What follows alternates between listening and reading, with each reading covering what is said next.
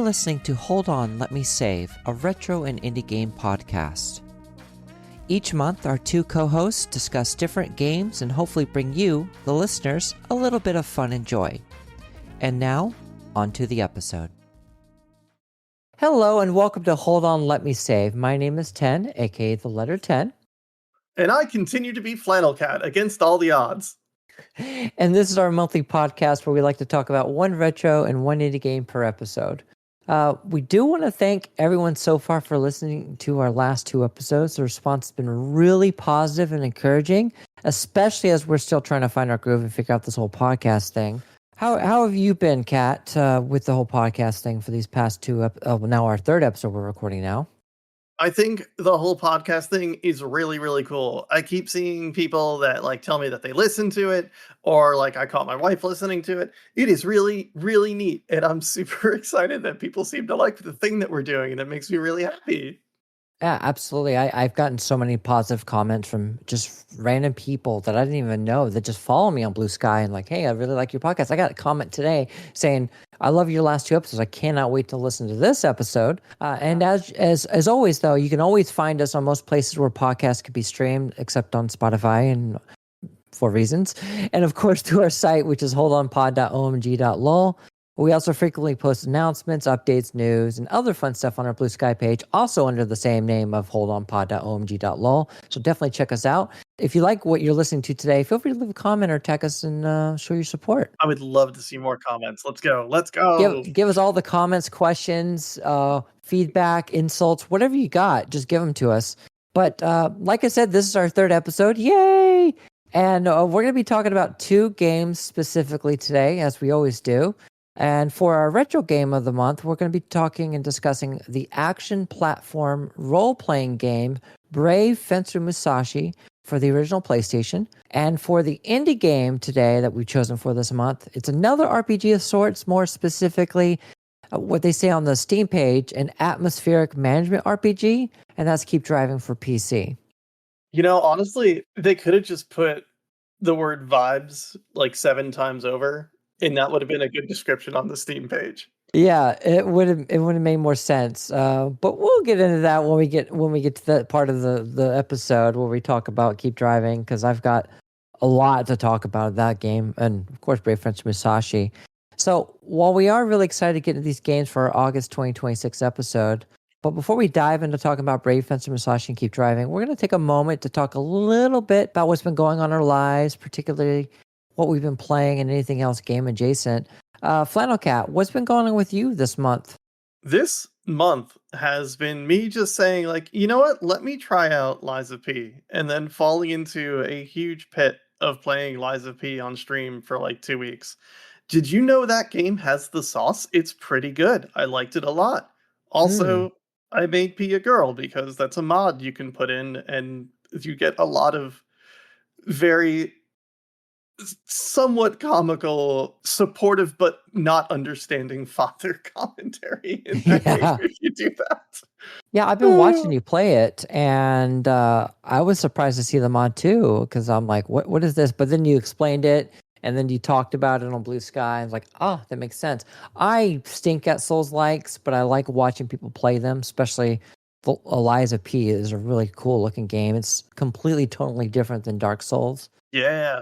It kind of has a bit of their the Bloodborne vibe, but only kind of in vibes. It doesn't play a lot like it, although it does have stuff like Rally. But we could listen to our other Souls-like podcasts if you can find it. Yeah, we totally have that on a different website.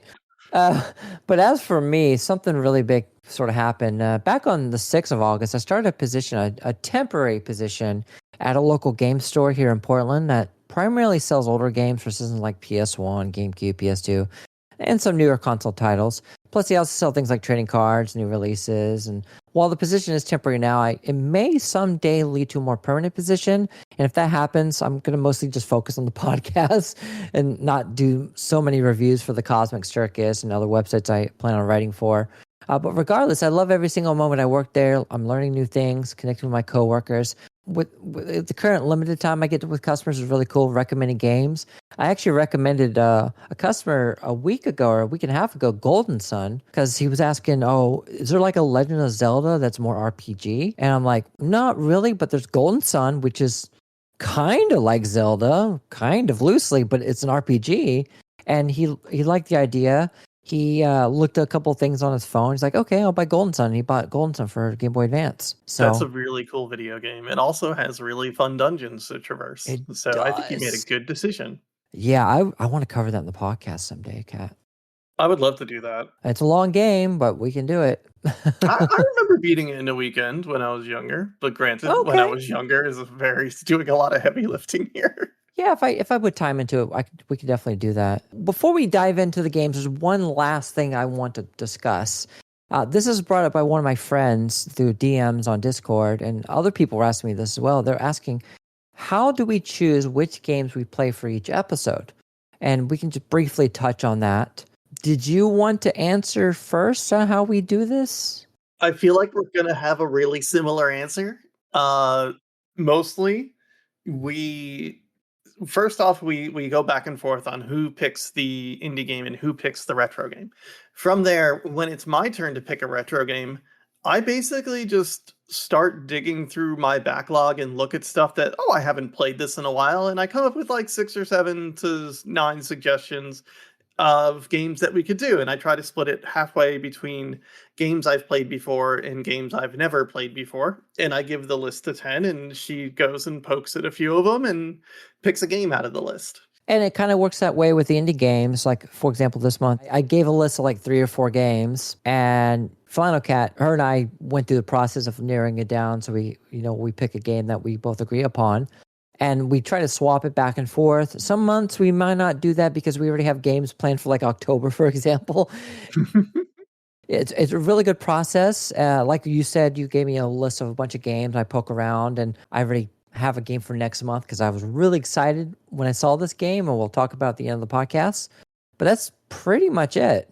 Yeah, and there's little other things like if we pick a relatively longer indie game, we will try to find something shorter on the retro side. And if we find a longer retro game, we'll try to go with shorter on the indie side, which is what we ended up doing this month. The retro game is Yeah. much, much, much longer than the indie game, sort Yeah, of. I think it was a good balance too. We definitely want that balance because we don't want 2 very long games, and then we're like me, kind of with my time constraints with this temp job, spending a month like I did on Brave Fencer Musashi. But yeah, let's get into it and start talking about Brave Fencer Musashi because I got a lot to talk about this game. I'm gonna go through a brief synopsis as always when we do these episodes.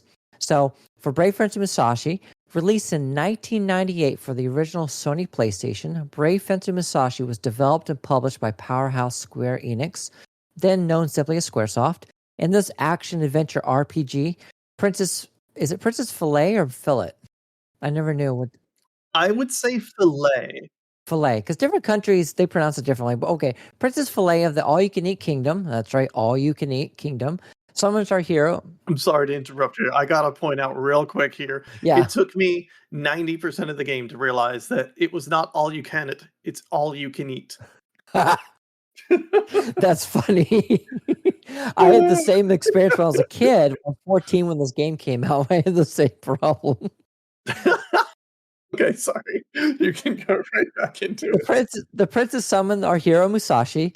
You'll end up wielding 2 different swords, Fusion and Lumina. The first one is to absorb and copy the abilities of your enemies.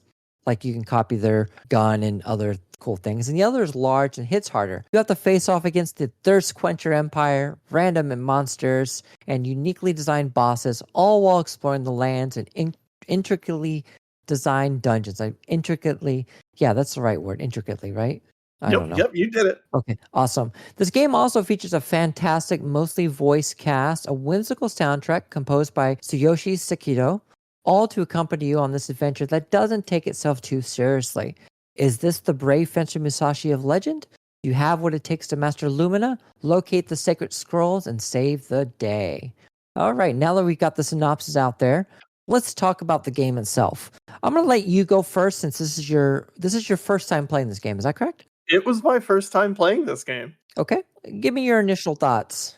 My initial thoughts is this game has the sauce. Like okay, so I never really had a PS1 growing up. I'd go to a friend's place and they'd beat me up in Tekken for a while, and that was it. That was my experience with the PS1. This game is great. It's just fun, it's whimsical, it's got great music, it plays really well. It's got a few questionable bosses that made me scream and get mad, and one dungeon that made me really upset. But other than that, it was just really, really good. I'm glad to hear that. I always get worried when I recommend this game to some people because I've recommended it to streamers, ex-girlfriends of mine, and some people loved it, some people didn't like it, which is fine. The people that didn't like it are wrong, obviously. I was gonna say, I don't know how you can play this game and be like, yeah, no, I just didn't like it. Yeah, I had a friend, she played like 2 hours into it and just simply gave up. And I'll get Oh, into that, why that might have happened. Now, my experience with Brave Fencer Musashi is completely different. I originally bought this game or begged my dad to get this game for me when I found it online back in the late 90s. I thought, this sounded really cool because I think it was through an RPG website or maybe it was through friends on IRC that the game would come with a demo disc to the then upcoming Final Fantasy VIII. I was big into Final Fantasy VII, hyped for Final Fantasy VIII, read tons of, not comics, but magazines. And I originally had no interest or expectations for Brave Fencer Musashi, so I kind of just shrugged at the game. I know was unhealthy, and I did play the Final Fantasy demo disc a lot, but after sinking some hours in Musashi, I ended up loving Musashi way more. I still do. Like, yeah, Final Fantasy is a good game, but to me, Musashi is the better of the two. I wouldn't go that far about Final Fantasy VIII, but okay. Okay, that's fair. I don't want me to get flamed for that opinion. That Final Oh no, Fantasy is a good game. you can direct those to flannel.live on Blue Sky if you Or just the like letter if 10.gay. you Sorry, go But yeah. ahead. Oh, it's okay. It's okay. But to actually talk about the game specifically, I love the sense of adventure that this game has. Like I said, it doesn't take itself too seriously. The story beats feel small in scope, except, the quest to find the 5 scrolls. You got the Earth Scroll, the Water Scroll, the Fire Scroll, the Wind Scroll, and the Sky Scroll, with the last being you don't really get it that much, and it's just to get to, the final dungeon or whatever. Which, Yeah. yeah, I have opinions on that, but the sense of adventure is still there. Yeah, it's neat. Like it kind of just throws you out into the world and it dumps you in a town and like to cover like it's like a 3/4 perspective view. You move around, you run, you jump, and you attack with a sword Hmm. is your Yep, main verbs. But you explore a town and it doesn't really tell you where to go. So you just start knocking on random doors and hopefully people are home because it has a real-time day and night system. it does. I love that. And people have routines and are in different places and stores have different times that they're open. But the mayor's just like, I don't know, go to this place. And Yeah, you look for the mayor's dog in Twin Peak Mountains. And also at the same time, there's been a bunch of people that have been, I forget the term they used, but they're like crystallized, and there's a whole list of people that you need to save, and those are just really fun to dig out because there's a lot of them. There's just it does feel like you're kind of going on this small scale big adventure. yeah. I think it's called Bincho Fields or something like Bincho that. Fields because of the charcoal. Yes, yes. Okay, Yeah, yeah, sorry. yeah, Back to the food theme. yeah. Because it's like a green crystal. Now, the characters have like mostly food names, which is kind of strange, or food name or cooking names. In the Japanese version, I did a very little research on the Japanese version. They do not have these names. They have completely just ordinary names. But when they did the localization, I guess they were like, let's be cutesy with it, which I like that. They just have normal names? That's terrible. Where would we be without night brisket and acrobat sausages? Yeah, I've never played the Japanese version. I have listened to some of the voices; they're really good. But I grew up on this version, obviously, because the voice acting, and I might be remembering this incorrectly, but most voice acting in the game, the games from the same time period, around '98, was pretty awful by today's standards. There wasn't as many quality voice actors now as there were then. Yeah, I'll agree with that. I'll say I forget what year this came out, but I feel like voice acting was a little bit better, but I don't remember. Yeah, it came out in '98. Okay. Yeah. I'm not saying there were actors who were bad necessarily, but a lot of English dubs were hit or miss back then. And I know some people might think the voices today aren't great with some, for the time period back then, but my nostalgia says otherwise. Every single voice actor is brilliant, especially Musashi's and Stuart Ribson who with his fake Shakespearean way of talking, where he says, "The moment is heareth, all the timeth." As someone who reads all dialogue out loud when she streams, that was a fun and trying character to speak out loud as. Yes, and he just talks. Were you just pressing buttons to get past the voice lines and just get to the text? No, I let him talk. I Oh, wrote okay. down one of my notes says incredible voice acting, and so much has happened in like 5 minutes. Yeah. Right? This game has a hot open. Yeah, it does. I love the opening sequence where you have to, you get summoned and you have to go up and get Lumina and you get chased by that giant statue head. Mhm. I love it. Jump! Jump! I love that so much. And it's just so good, the voice acting. That was like the thing that stood out most to me because I didn't have like Sega CD or TurboGrafx 16 CD, so hearing mostly voice acting, all voice acting in a game back then was like mind blowing to me because I'm like, wow, this is nice. I didn't really have any CD systems until the Dreamcast, so voice acting to me Oh, is a new and exciting thing, and like some N64 games had it, but yeah. I wouldn't say it was great.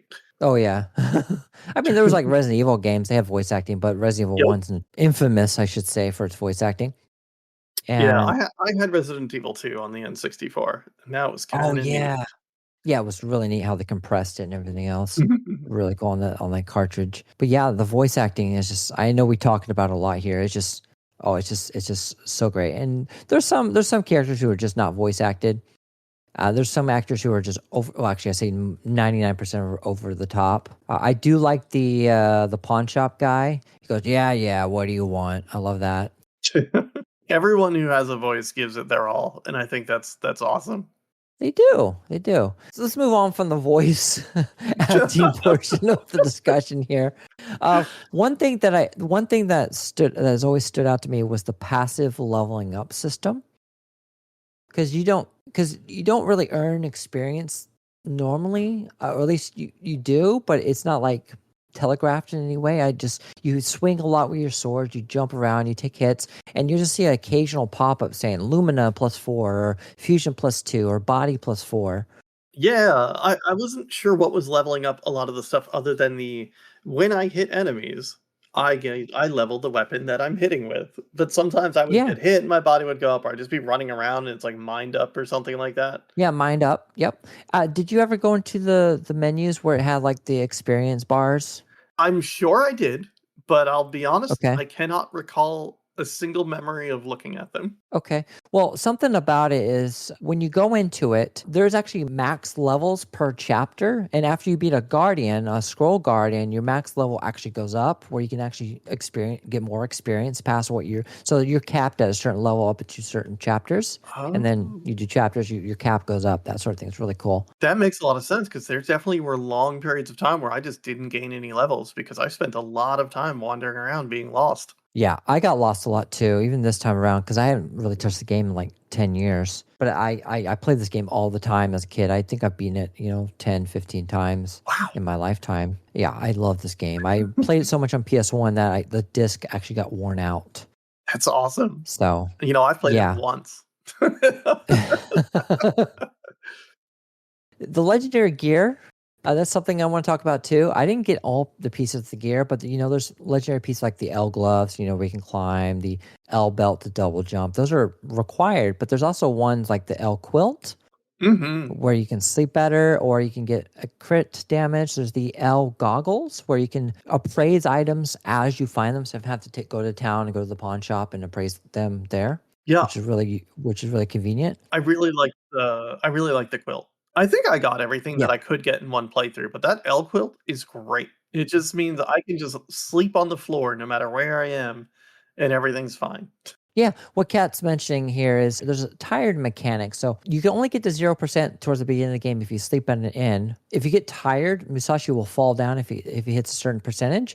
And if you nap anywhere, as long as there's no damage, you can only get to 20%. But once you get the L quilt, you can actually get down to 0% and you regain your bento points faster and your HP faster, which is a huge, huge, huge advantage, especially in later dungeons where you don't have, all the best healing items. Yeah, the flow of the game is before you have this quilt, you're diving into a dungeon or an area, exploring as much as you can, and then returning to go sleep at the end because you are tired and just can't keep going. Yeah, that's right. I did praise the things I enjoyed about the game, but I'm going to go into some of the things I don't like about the game, if that's Alright. okay with you. Yeah, I think we can talk about some of the negative parts. I have some stuff in all caps in my notes about it. Okay. Well, I'll go first and then I'll let you tell me what you have in all caps, screaming at us. What I don't like, and probably because I've played the game so much, I don't like how long it takes to open up. Sure, you have access to the village, the two forests, and until you get the gloves to climb, it really feels limited. And like again, because I played this game, I just want to get to certain parts of the game. I just want to get past the prologue and past chapter 1. And I understand why the game does this slow rollout to the areas because it's trying to introduce the players to limited areas, not drop everything at once. But I still wish the first chapters were a little faster and better paced. So I'm kind of on the opposite on the first chapters. I felt like the game really opened up at a pace that felt comfortable. I Okay. was able to see areas that I couldn't get to and said, "Oh, I can't wait to go into that scary cave," or like, "Oh, I bet I'm going to be able to go through this later." And I appreciated that not too much of the map was open because I did spend a fair amount of time wandering around being lost. So there's only a limited amount of space you can get lost in at the start. And I liked how the world opened up and it became like a pretty compelling map at the end of the day too. I wish there was a map Oh. in this game. What's one of the screaming all caps thing in your Okay, as notes? much as I like that first boss was terrible. The camera moves and pulls you under it when you're clearly not anywhere near the boss. And that kinda irked me, and then around the end of the game, there's just the world's most upsetting, and I hesitate to call it a maze. It's a door maze, but every Oh time you go yeah. into a correct room, only one of the doors in that room is correct again, or it just sends you back to the beginning. So I ran through the same hallway like 40 times just trying to find my No. way through. No, that sucks. Yeah, I understand this. I have the same opinion with that Steam Knight boss at the beginning with the ball, and he just jumps, and you have to hit him in his crotch. Mhm. But yeah, it's annoying because you just take so much damage because the camera just messes you up, and you're just taking damage you don't need to take. Yeah. And that final dungeon, I'm skipping ahead here, but that final dungeon, the Sky Palace or whatever it's called. Yeah, you go to the one door, you go back into this one room, you have to walk back and forth, and there's a flash and resets you. Eventually, you do figure it out.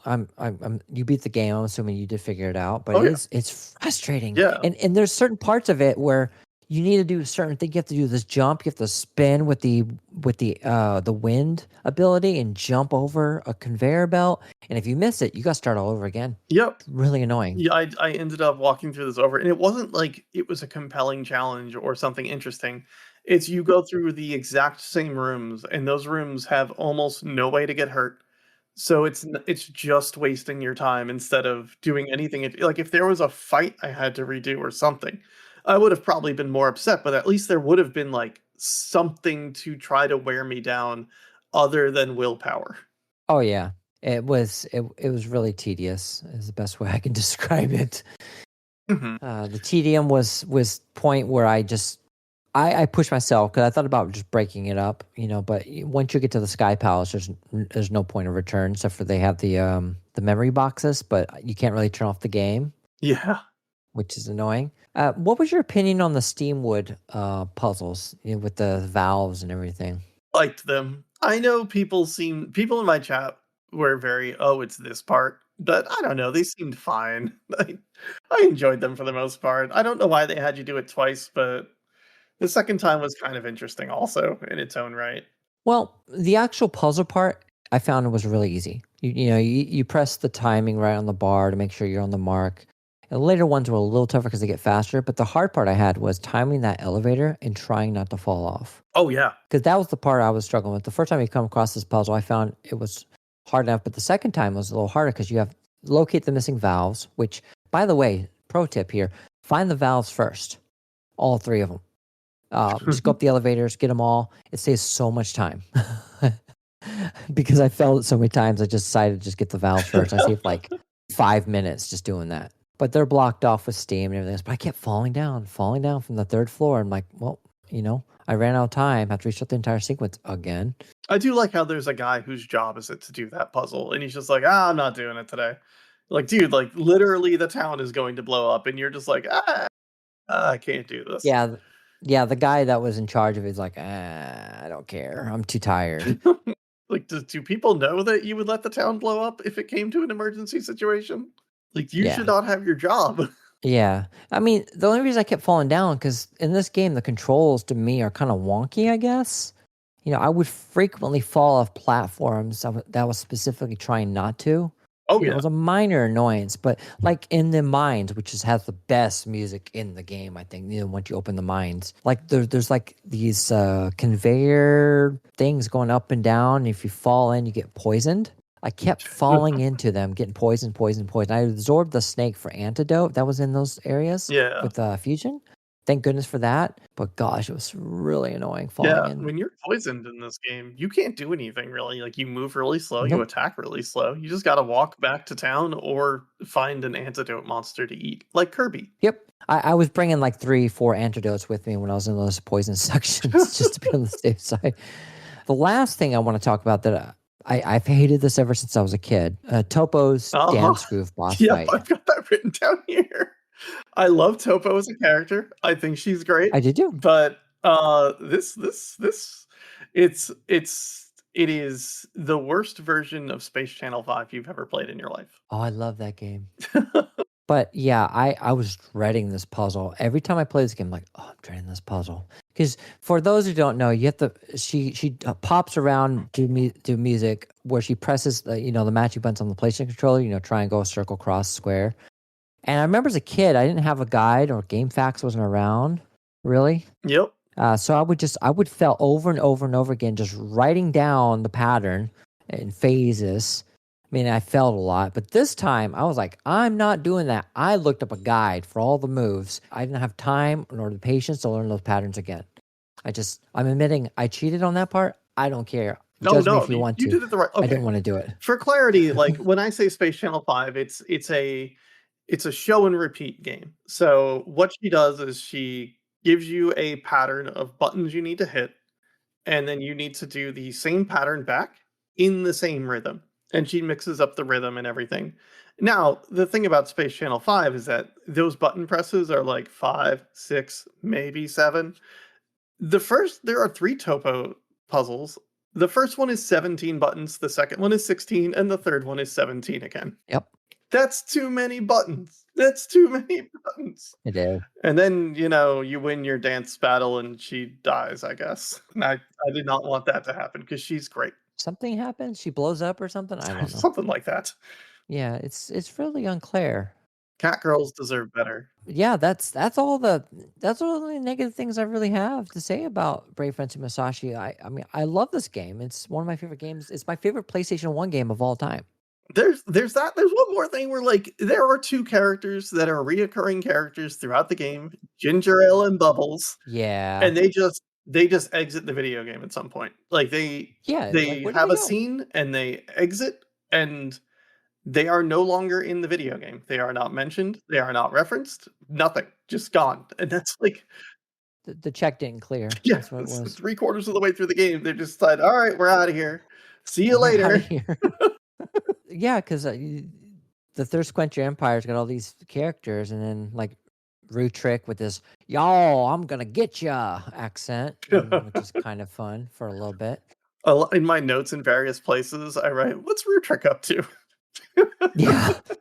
'Cause When he's not on screen, all the characters just say, "Where's Rue Trick?" I wonder is Rutrick dead? Because like he fell off that cliff. No, so he's probably out there somewhere. And then there's John, the random Steve Bloom character. Yeah, it was John, and John and his dog Leno, and I was actually surprised because he was still very much a small voice actor when they did this game. And he spoilers. He has another role in this game. I'm not going to say what it is. I don't want to spoil the reveal, but it's very obvious if you listen to his voice. Oh yeah, no, they tried to do a reveal in this game, and I'm like, no, that's Steve Bloom again. Like That's the same guy. Steve Yeah, Bloom you is can't doing do the Steve two Bloom Steve Bloom voice. He's characters. not doing a different Yeah, voice. exactly. But overall, I think this game holds up very well. Of course, I'm biased because I've got the nostalgia glasses. But everything from the beginning to the end is exactly how I remember it, and everything I love, everything I hate. Uh, but do you think it will hold up? I mean, you're a first time player who's never played it before, Yep. but do you think younger generation players who play this game for the first time might be turned off on the game? I mean, unless they hate fun, then I think that they'll enjoy the video game. They might need to look up a guide for some stuff because I needed to look up a guide for some things. Yeah. Sometimes the Yeah. game just puts you in the world and says, zombies." Like No, not zombies. Not zombies. They're vambies. Have Bambi, vampires, have sorry. zombies. And you go Vambi bowling in one of the dungeons, which is one of the funniest things in a video game. It is quite good. It is quite good. And if you absorb one of them, you get BO. Mhm. And you get flies around you. Ooh, fun. I do want to say this to the audience that's listening. If you enjoy action adventure games that lean towards RPG elements, play this. Buy a copy, even though they're really expensive. Buy a PS1, not expensive. Buy a Superstation, kind of expensive. Or build a Mr. FPGA, emulate it, however you want to play it, just play it. I'm like 85% sure most people will enjoy it. The Build a Mister option, easily the most expensive thing you just listed. It is the most expensive one. But, I want to give everybody the options to do it, to play this game. Okay, so I have one last question about this video game for you, Sure. and this is for all the Absolutely. marbles. Is this an isekai game? Well, we don't know. Was he? I mean, he was transported to another world. Yeah, But the how princess did he? summons him from another world, but this world Yeah. seems to know who he is. I don't know. Is it a double isekai game, or because Kojiro is also summoned after Musashi? Yeah, but His rival. Oh, we didn't even talk about him. yeah, Kojiro exists in 2 scenes of the game. Enjoy that. He's not important. Well, he's kind of important for the final boss fight, but whatever. It's very unclear. I also have in my notes, what's Kojiro up to? I think Musashi and Kojiro have the same voice actors, right? I don't know the answer to that. I would just blindly say yes, but I don't know. Okay. But Kojiro's just someone else from whatever world Musashi's from that also gets double secret isekai'd over. And like he was brought over to try to be a foil to the main character, but he just doesn't care about anything. No, he just wants to duel Musashi. That's all he wants. He wants to fight Musashi. Except, what is it? Musashi doesn't want to play rock paper scissors with him, and like that's the only thing he wants. Yep. It's great. I love the writing in this game. Mhm. But yeah, I don't think it's an isekai game. It might be. I mean, did Musashi die a horrible death? I don't. He went home, so maybe Oh, he not. did go home. I mean, like you Yeah, don't have so to maybe. die to get isekai. I know, but that's just yeah. You're right. You're right. I'm just I've got Truck-kun on my head right now. The official stance of one Flannel Janine Catherine III is yes, this is an isekai game. Okay, that's canon now. It's official. Well, with that being said, Brave Fencer Musashi, go play it. You will not regret it. If you do, I'm sorry. That's it. But if you play it and don't like it, go play the Final Fantasy VIII demo. I don't know what to tell you. Yes. Yeah. Final Fantasy VIII demo. It's really good. So let's move on to our indie game for the episode, which is Keep Driving. I'm very excited to talk about this one because I've never played this game before. I have been so excited to hear your thoughts on this video game. Like so excited. This game was in my inventory, my Steam inventory for over a year. I never played it. Huh. So I'm like, hey, this is perfect. I already own the game. Well, look at that. So I'm going to go through the synopsis and then we'll do our thing here. So go for a long summer drive. Maybe pick up some hitchhikers, overcome road hazards, and do an odd job here and there, all while you try to get to a cool festival at the end of your journey. Released in February of 2025 and developed by YCYJ Games and co-published by Kepler Ghost, Keep Driving describes itself as an atmospheric management RPG. Although we did cover this I think it's safer to say this is more of a roguelite that focuses on resource management with some light RPG elements. You'll need to manage things such as fuel, hunger, sleep, how many items are in your trunk space, you and your hitchhiker skills, all while you encounter random road events, which is this game's version of battling. While you only get to select from one of 3 vehicles from the very beginning, the more you play and discover the game's multiple endings, you'll unlock the other 2 vehicles in no time, plus a few other perks along the way. So focus and enjoy the open road, meet some new and sometimes questionable friends, and go wherever your heart content. So what did you think about this game, Ten? I love this game. I love Yes. this game. I only started playing a couple days ago, and I already have like 12 hours in the game, and I've got like 6 of the 9 endings. I saw you had a ton. I went to go look at your achievements to see like how much like you vaguely played, and I'm like, oh, you've played more of this than me now. Oh, I saw that too. I was like, okay, I've got these endings. I wonder how far FlannelKat's in. And I'm like, oh, I she feel like didn't have I've any played a endings. ton of this game. I okay, so I've done a lot of runs of this on stream, and I always end up trying to do the racing ending. And I just fail it every time because it's so hard. Yeah, it's the racing ending. I did not do that one because I can never get a roll cage Uh for my vehicles. And by the time I got to a roll cage, I didn't have the money to purchase one. So I'm like, I'm not going to do it. yeah. So it's just like 1,000% overview is like the game sets up. You pick a car.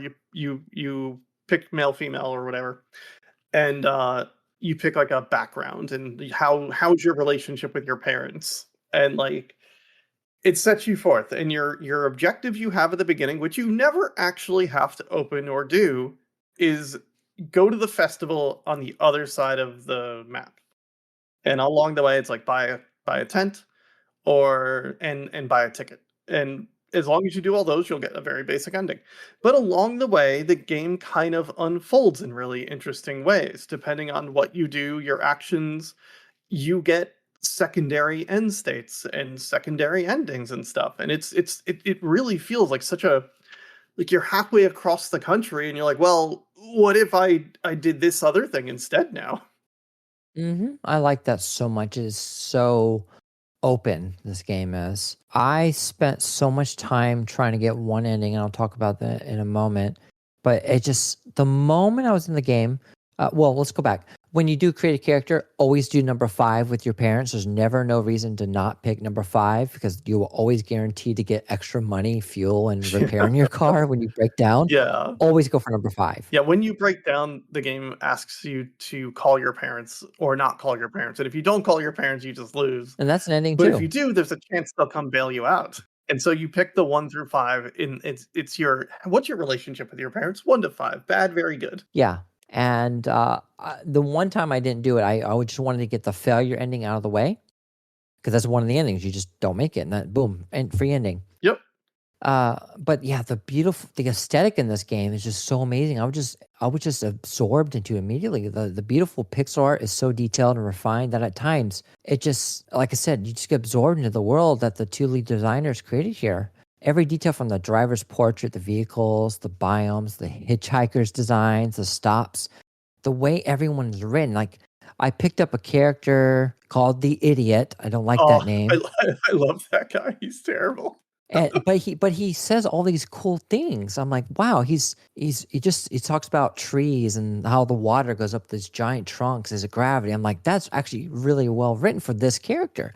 And then I met this guy that was really shady. He was like a gambler. I forget what he's called. And he's like, oh hey, you know, you should just sell stuff. And oh, can I borrow some money from you? I need to get to this casino and win some money. I'm like, okay. So there are 9 endings in this game, plus a lot of other secret challenges. Like there's one where you could get a bridesmaid, or no, a bride, and you have to get her to her wedding. The Bride is my favorite. I lost her twice actually because I broke down my car. If you break down your car, she just leaves. I was trying to get her so much. I was gonna say, like, there are something like 1, 2, 3, 4, 5, 6, 7, 8, 9, 10, 11, 12, 13. There are 14 hitchhikers, and they all have mini quests associated with them that they'll ask you to do once they're in your car, and also, like, they all have a storyline to them at the same time. because as you drive around with them, they just have little quips that, like, as Ten was saying about the previous character, they just have things that they say, and, like, you get to watch their story kind of evolve, and they level up and give you more abilities to use in the, like, the road hazards. Yeah, the road hazards, and I'll get into that later into the discussion of this section. With all the 9 innings and all the secret challenges and everything else, this is a wildly replayable game. I know you were talking to me earlier how you did a run today. It was like what, 2 hours you spent It on was it? 2.5 hours. I got the inheritance ending, and, like, it is all vibes. You if you just immerse yourself in it, I'm just going. You don't even have to go to objectives. You just if you drive and do things for your hitchhikers, you will find something to do and something to inspire you. Absolutely. And the cool thing about it, every time you get an ending, well, depending on what endings you get, you'll unlock cars, but you also unlock new perks. Like when I got arrested and went to jail, because you drink alcohol, you get pulled over by a cop and you run away from the cop, you just speed off, they catch you, you go to jail, you get arrested, that's an ending, but then you can start with different items from that, Mhm. which is really cool. The ending that took me the longest actually of playing it wrong was the rehab ending, because you can start off with shady things where you got cocaine you start off with. So I immediately did cocaine and started driving, and I did more cocaine as I went into withdrawal. I'm like, what am I doing wrong here? So I eventually had to drive because I was trying to buy more cocaine, buy more cocaine. But I realized I had to go to a city, and cities are really spread apart Mhm. because you got regular stops, small towns, gas stations, that sort of thing. But when I got to see, I saw a shady guy, and I bought a bunch of drugs from him, and I got cocaine, and then eventually there's these things called introspections where these are little tiny events where like a little cloud will come up while you're driving. It'll give you dialogue options. You pick one, it'll give you like sometimes a buff, sometimes a debuff, sometimes nothing. But I finally got one for the addiction one, and I had to go back to the hospital, and then it gave me a location to a rehab center, which is much further away, and it took me like 2.5 hours to finally get this rehab ending because I didn't know what to do. And I looked up one guide, it was wrong. I looked up another guide, it was wrong. I looked up a third guide, and which was finally right. So Yeah. it's not a complaint about the game. I enjoyed spending this 2.5 hours trying to get this one ending. It's so worth it spending all this time in this game. Yeah. That's awesome. I from what I recall about that and what I know about it, I think you just have to eventually get that introspection, and it's Yeah. kind of random when the game throws it to you. Yeah, there's like 3 different introspection choices for the rehab one too, so it's randomized. I did not do the inheritance ending because I was trying to do the rehab one, and I tried doing the one with the girl who wants you to drink with her while driving. Is that the hurricane? The hurricane, yes. Yeah, You yeah, get drunk, and then you have to buy a whole case of beer. But every time you're drunk, though, you get more you get more challenges doing road events. I kept losing and kept losing and yeah. kept losing. I'm Not like, this is only not worth it. when you're drunk, your road events become timed. Yeah, they do. And it was like, this is not worth it It at is all. brutal. Do not drink and drive unless you're going for a very specific ending. Like the hurricane, if you drink and drive enough with the hurricane, she'll invite you to like a party or something. Hmm. Yeah. And she lets you shoplift. Yeah, I did shoplift a lot. And I'm like, why am I shoplifting here? I'm like, okay, I'm just going to do this. It's free. It's free. You It's just do free. it. Oh. I'm like, I'm not getting punished for shoplifting, so I'm just gonna do it. If you see somebody shoplift, no, you didn't. So, yeah, it's such a good game. I can talk about this game for hours. We're not gonna do that because I don't want to be one of those podcasts that goes on for 5 hours. But I could talk about this game for hours and hours and hours and hours. I want to ask you about your trip up the Yeah, mountain. I did the mountain. How did that go? That was actually really fun. What I did, I bought like I bought like 5. I was in the truck with the bigger Mhm. trunk space. I bought 5 gas cans. I Yeah. made sure to have full fuel. I had 5 repair toolbox things, and I had 2 hitchhikers all maxed out. I had like 7 or 8 skills unlocked, and I just had different things on here. I had a bunch of stuff in the glove box. I got addicted to smoking, which is gross, but it's a Oh my god, benefit. the cigarettes in this game are incredible. They are Yeah. absolutely incredible. Yeah, don't encourage smoking. It's the grossest thing in the world, but in this game, they're great. Yep. I had a bunch of duct tape. I had bubble gum, and every time I run out, I just put more. I just stocked up on that stuff. It was really fun getting to the mountain. It's a long, long, long, long, long road, but it was so, so, so worth it. It was great, and I felt so accomplished. And then the view from the mountain top was beautiful, and I had a little tear in my eye. I'm like, this is the best ending.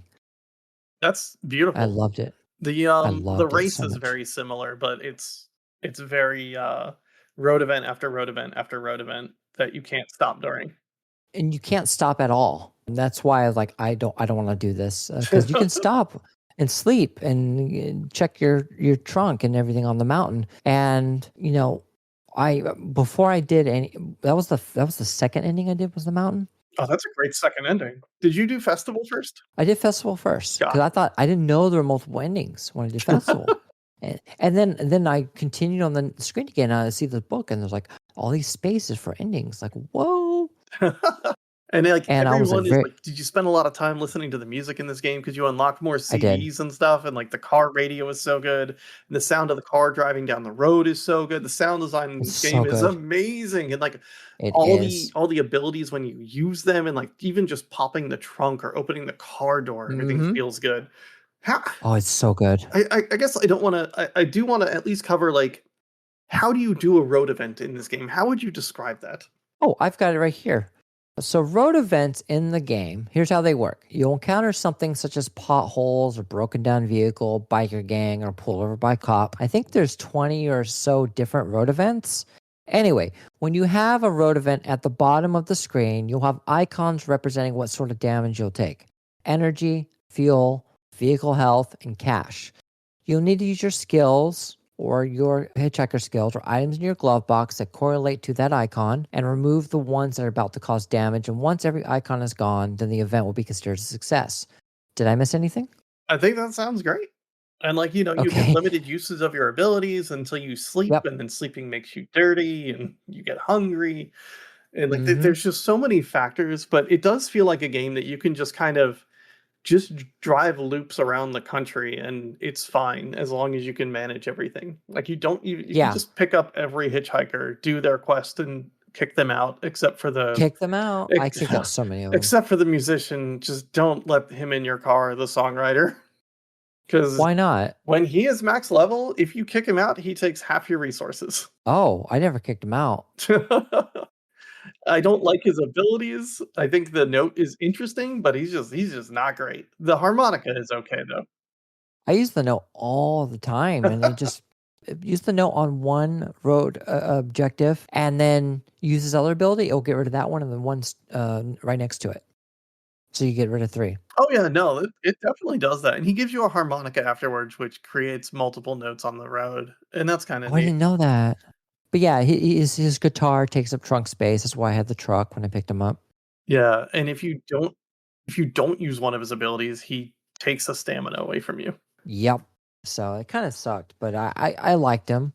I got him a couple times because I wanted the CDs. He keeps giving me CDs. So I think there's somebody else who also gives you CDs. I forget who it was. But yeah, I collected over 25 CDs to get that achievement. My only complaint about the music here is you can only have 6 tracks played loaded at one time, and then it Yeah. just stops. It doesn't play over again. So I would always eject the CD, hit shuffle, play, and then get 6 different tracks. It was really cool. The music's fantastic. Automatically pick 6 more tracks and just play them. Yeah, I would love that too. The theme music is really good. It is really this game is so cool. It is just like I like to do roguelikes in something that's like under an hour for a run. You're gonna play this for multiple hours in one session. You can save and quit and come back, but you're gonna lose yourself in it for a while and just kind of embrace the vibes of just hitting the road and seeing where life takes you. And this just captures it so well. It does. It really does. It's amazing. Do you know the demo scenario that is not in this game? No, That was in the demo instead? I believe it I didn't was know. you get a copy of an N64 video game and you are driving to your friend's place to play it. Really? Yeah, Oh, dang. and it is like That's a really cool. truncated version of the game with just that, and it's cool. It's real cool. Yeah, because the two developers, Joseph and Christopher, I think is their names. They spent like 10 years working on this game. It shows. It shows. They're the only two real developers on the game. There was people that contribute to the soundtrack, but they're the two developers on the entire game. And this is a labor of love. It's just so good. It is. It's such an easy game to recommend. While it has, the roguelite elements, somehow it doesn't feel like one for It some kind reason. of doesn't, because if you lose a run, any car upgrades you got, you keep. So like You your keep, yeah. cars constantly kind of grow. And Mm-hmm. you can play with a fresh car if you want, but like you use your Yeah. sedan and you get sedan upgrades or upgrades for the Yeah. sedan. It can be like heated seats or like a roof rack to put more stuff on the roof. It's little things like that. And you can start your run over with them, which always kind of give you a big advantage. Exactly. I loved it. There was one ending I ended up with where, and I started out where I get extra cash. I think I got an extra $175 or something like that Ooh. for one of the endings. Yeah, it was really cool. I forget which ending it was, but it was really good starting one. And when you do the rehab one, you actually can start from the rehab center, Oh, which is really? really cool. Oh, that's Yeah, you don't have cool. to start. I would love to Yeah. start somewhere that's not the far left side of the map. Yes. So I think I know what you're gonna say here, but I'm gonna ask you anyways. I recommend this game. Do you recommend this game? Go play this game. That's not a if you Yeah. think you might be interested, go play it. Just go play the game. Yeah. Just go Just go play the go game. finish this episode, leave us a 5-star review, send us a comment, and boot this game up. Hmm. Yeah, absolutely. I am going to because my girlfriends Riley and Madeline saw me playing this game, and I am going to. I'm not going to pester them to play the game, but I'm going to strongly encourage them to play the game because it's just so dang good. And every run is different. All the endings, everything else are different. So there's a lot I don't even know about this game that they may discover. So yeah, everybody should go play this game. So I think we said everything we could say about this. Unless you have anything else you want to add. I think I have covered keep driving. Awesome. Me too. So now that we're done discussing our two games, our retro and indie game for this episode, we're going to move on to one of my favorite sections of the episodes is our listener questions. We actually have 7 questions this time around. That's a lot of questions. That is so many questions. And that's not a It's complaint. so many It is so questions. exciting. More questions. Just keep giving us questions. I don't care if you've given us a question before. We'll take another question from you. So, did you want to read the questions this time? It is my month to read the questions, everyone. Okay. To All right. Bring lift it. it behind the scenes. We share every month we go back and forth on who reads the questions. Yeah. All right, question number 1 from one John Lithium. What's your least favorite retro console? All right. So, this one's a toughie for me because I've had a lot of retro consoles that I absolutely loved. I've pretty much owned every single console since the Atari 2600 at one point or another in my life and enjoyed them all.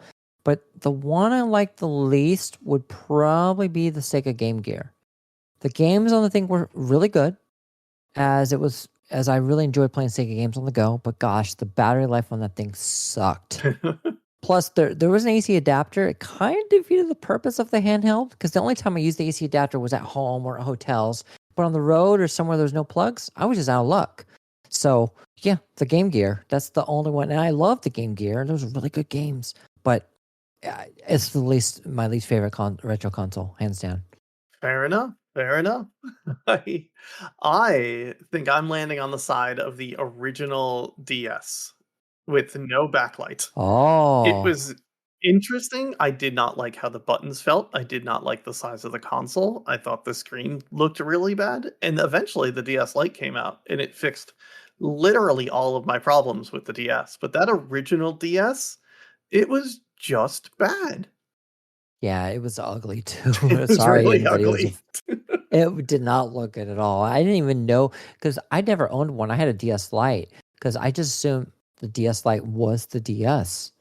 No, the DS Lite is a much better thing. The original DS, like I feel like the touchscreen is less responsive. It is just bad. It's just bad. Yeah, that's fair. Okay, question number 2 from Internet Skeleton Rahan, which is, I guess, technically a me question. Uh, Yeah. what's a PC Engine game you would want 10 to try someday? Funny you should ask. I think you should just wait another week and check our Blue Sky. Yeah. There Yeah, might yeah, be yeah. a certain PC Engine game that's near and dear to my heart. That is the retro game we're covering next month, and that's the only tease I'm giving you. Well, Kat, we're gonna announce our next games at the end of the episode. Oh, well, do you want me to just tell you? I can answer the question, though. Yeah, you can answer that. Yeah, and then tell the audience why you recommend Oh, this you know game what? to I'll me. just say it. Wait for an end of the episode, and we will tell you the answer to this Okay, question. How about that? that's a good one. Yeah, Yeah, sequel hook. anticipation. Woo! Question Okay. 3 from one Jen Spider.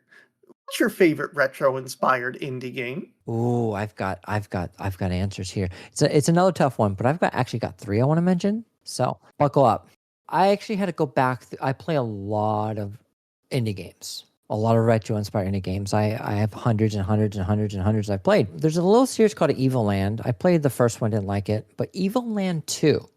I'm skipping the first one because it's kind of meh, but Evil Land 2 is just gloriously fantastic. It's an RPG game that starts off looking like a Game Boy. It's top down. So you can experience the game world in like Game Boy. Eventually you can evolve to like NES style, eventually to Super Nintendo style, and then kind of like a hybrid GameCube PS1 style where it's got like an overworld map, kind of like Final Fantasy VII did. And once you unlock them all, you can switch between these styles with the press of a button. And every time you do that, the world has slight changes. So if you wanted to complete a puzzle in like the NES world, you got one piece of the puzzle. You have to switch to the PlayStation version just to complete the next part, and you have to go to a different version. It's so cool. I really love that game. The second game is Crow Country. It's an indie horror game inspired by like Resident Evil and the original Final Fantasy VII with this low poly 3D models.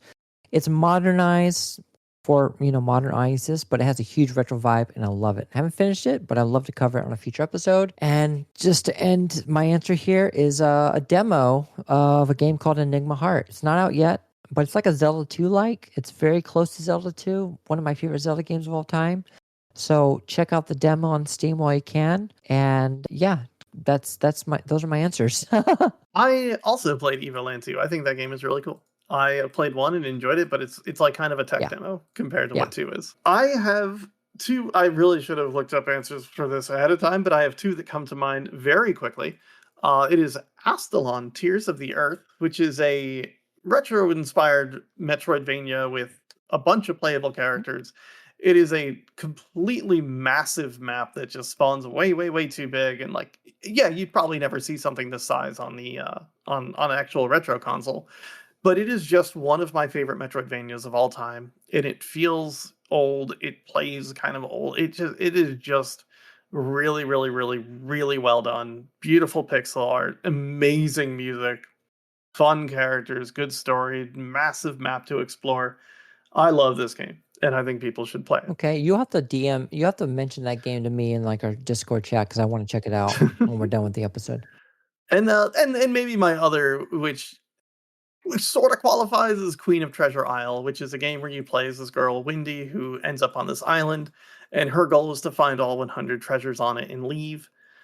There ends up being a bit of like a morality system on how you treat everyone else on the island, but it has a big like Atlantis No Nazo, La Mulana-esque kind of vibe to Ooh, it. that sounds fun. And that I speedrun it, and the devs keep adding more bosses to it, and I have to reroute the speedrun every time. It is one of my favorite games of all time, and I'm sure I have another answer, but I just don't remember the name of the game. Oh, It's some horror game that you kind of explore like a haunted Atari game, but also get to interact with things around your room. And I will oh, Tormenture. okay. Tormenture is a really cool video game. It's you play as a kid in his room, and you play an Atari-esque video game, and also there are things in your room that are kind of haunted, and you use your real world and video game world combined to kind of solve Oh, that's puzzles. cool sounding. But it has such a good Atari vibe to it. It is really, really Okay, cool. awesome. All right. Question 4 comes in from my very cool wife, Arborelia. What are the features of retro games that you seek out? For example, if someone's making a new indie game that aims to play like a retro game, what are the features that would tell you that they succeeded? Oh, I love this question. So, I don't think I've ever considered this when checking out retro inspired indie games. I am less so looking for features and more of like the vibe of things. Like, does this feel like a retro game?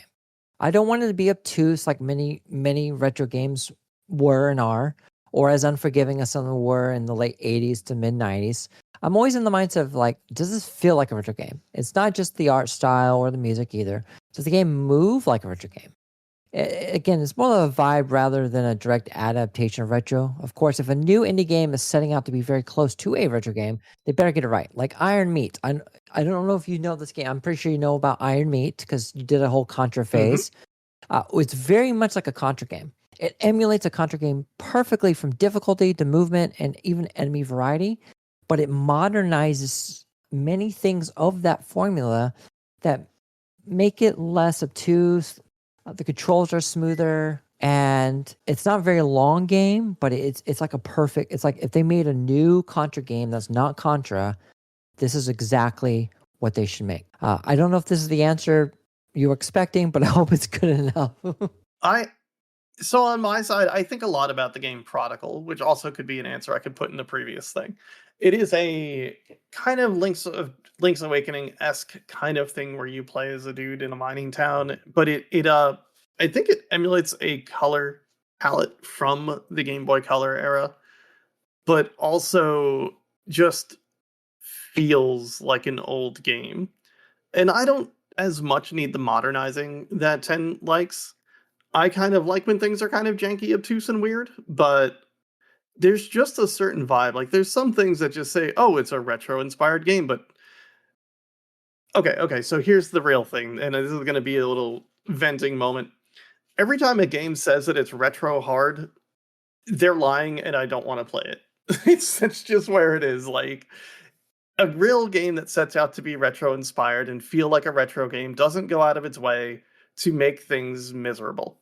And that's usually what a game does when a developer says, I'm going to make this retro hard. This is like the old days, and then makes it something absolutely nothing like the old days. Yeah. Although one of my favorite Metroidvanias does that, and they make something much harder than the games that they're aping, but it's still a pretty fun game. What Metroidvania? Oh, that is Infernax, Oh, which tries to be like, "Oh, we're, like, hard like old games, and, like, you can play on casual mode if you want." I'm like, "Alright, whatever, okay. guys." I've played Simon's Quest over and over and over and over again, and, like, this is the game you're trying to be. You're not doing it right. Wow. Although I love that game. So, you know what? Okay. C'est la vie. Yep. We're on question 5, we're trucking along. Yeah. We have Away Fei Keyboard. What's one thing from retro gaming that you miss that's not part of modern gaming today? For example, I really miss memory cards for some reason, especially ones like the Dreamcast VMU or the short-lived Sony Pocket Station. Oh, the VMU. I really want to get one of those because they have a new VMU. I'm diverging from the answer here. Anyways, one of the things I miss particularly from retro games that's really not a thing in modern gaming are silly cheat codes. I know some games have cheat codes or you can use trainers or whatever nowadays, but I'm not just talking about like classic Konami code style cheats where you get extra lives or continues, but I like those really silly ones. Like for example, in like NBA Jam, hopefully somebody remembers NBA Jam. You can unlock secret characters with button combinations. Like you can unlock Al Gore in that game or have big headed mode. Like all the basketball players have big heads. It's just silly. Or in like GoldenEye 007 for Nintendo 64, you can have DK mode, Donkey Kong mode, by completing certain challenges, and they all look like Donkey Kong. I miss those. That's what I miss. I'm kind of with you, honestly, and I hate to give the same answer, but it's the stuff that got extrapolated out into DLC these days. Stuff that you would normally have unlocked in the video game by playing it or do something interesting or beating a secret boss or playing it on hard that would unlock something tangible like a that you could play around with a new character, a new art style, like art style. Wow, that's a big ask. Just something different that's fun and silly. And I feel like a lot of that gets pushed into DLC these days. I miss that. I miss it. Please put unlockable characters in all of your video games. I do not care if your game would be appropriate for that. Yeah, I agree. Question 6. Scout Pilgrim asks, what are some of the best and worst controllers that were packed with consoles? I've got a hot take. I've got a hot take. All right, so this okay. It might not be as a hot take because I posted something on Blue Sky about this the other day and it blew up in a positive way. So the best packed in controller for a console that I personally love is the Wii U gamepad, hands down. It was lightweight, had a touchscreen, and you could play the game on the TV while having maps, inventory, and all sorts of cool things on the touchscreen. Absolute peak, no question. And I will fight till the day I die arguing that the Wii U and the Wii U gamepad was revolutionary for the time, and it was a huge missed opportunity by Nintendo for this crappy marketing campaign. It could have been a bigger hit if Nintendo did something with it. But worst controller though, oh, that one's the easy one. The original Xbox controller, otherwise known as the Duke, that thing hurt to hold. And even last year when I was at the Portland Retro Gaming Expo, I held that thing again in my hand for the first time in like 20 years. And yep, it's still an awful, awful, awful, awful controller. I know some people are fans of that controller, but yeah, that controller sucks. Maybe you got big hands. That controller's a I have big godsend. I can hands, see and that I still hate argument. it. But oh, okay, never mind. Never mind. The reviews are in. We've asked everybody. What do you mean we didn't ask you? All right. So the best video game controller packed in with a console.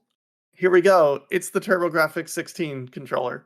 Because not only is it just identical to the NES pad in a lot of ways, it has turbo switches. You can turn turbo on button 1 and button 2 at any time, and it makes a very satisfying clicking noise. And if you like things to like kind of stim with, they are really good buttons, really good switches to hit. Don't want to mash a button anymore? Just flip the switch on and you can just hold the button. And since it was built into the controller itself, every single TurboGrafx 16 speedrun leaderboard allows turbo, which is how it should be. Yeah, I like using the turbo button in Bonk's Revenge because you can spin around a lot faster than mashing the button. Yeah. In that, and also I kind of have a bone to pick with ergonomic controllers because since I was a young child, I've held controllers upside down, and I can't do it with controllers that became ergonomic. So anytime I pick up an NES, Super Nintendo, Genesis, even TurboGrafx controller, I like to hold it upside down, and I play it. I'm just as talented with the right side up as I am upside down, if not maybe even better. Wow. So it is any controller I can hold upside down is kind of my favorite thing in the universe. Worst controller, let's either talk about the Atari Jaguar controller, which with its like 50 buttons. That was the Atari Jaguar, right? I think so. Yes, because it had. Or was it the 3? Yep. With the whole 9 the 12 buttons on it. Yeah, I remember that. Below the actual buttons that you can hit. Or we can talk about the CDI spoon. Both of them are kind of not great. CDI? Oh my god. The CDI spoon controller is just what are you doing? Have you heard of anything? Do you have hands? What have you created? And to talk about it, it's something that you hold in your hand like a Wiimote. Yeah. But what if all the buttons were in the wrong spot? Like you use your thumb to move up, down, left, and right on the D-pad, which is that where your thumb would be holding a Wiimote. But also, there's your buttons that you need to hit around the outside, like your A, B, and C buttons. And then there's it's bad. Don't use it. Don't do it. Don't do it. But at least it's got a pointer, I guess. Question number 7. Do you have any favorite console variants or aftermarket / third-party consoles? As for console variants, I'm not 100% certain on what that means. So I'm going to focus on the aftermarket and third-party console portion of the question. I have 3 actually, again with 3 answers. I got to give it up to the Analog Pocket for handheld, playing Game Boy and Game Boy Color and Game Boy Advance games. I have a Pocket, and it even has a dock if you want to hook up to the TV, which is really cool. Secondly, also from Analog is the Analog 3D, aka their Nintendo 64 modern FPGA console. This thing perfectly plays N64 games as long as you don't overclock the system, as it actually can't play Donkey Kong 64 accurately. Like, it's so bad if you overclock it. Like the opening movie where Donkey Kong is jumping and grabs the vine, he will actually miss the vine and fall into the water if you overclock it. Oh, that rules. And a few others whose name escape me at the moment. I mean, but this is the de facto way I prefer to play N64 carts, actual N64 carts. I have my Quest 64 cart for Good Luck Charm on my desk right now, as a matter of fact. Shout out to Quest 64. And lastly, I got to give up for the Superstation 1 Mr. FPGA system. While its intended design is to invoke the PlayStation 1, this thing can accurately play most systems up to the PS1. Like, if you want to actually play a PS1 disc with controllers and memory cards, it's got that cover too with like the Super Dock. I mean, this thing rocks. It's super moddable, and thanks to my girlfriend Madeline, she's put so much on it. We got retro achievements working on it. She put the entire Amiga library on it. It supports nearly every Bluetooth device you can think of.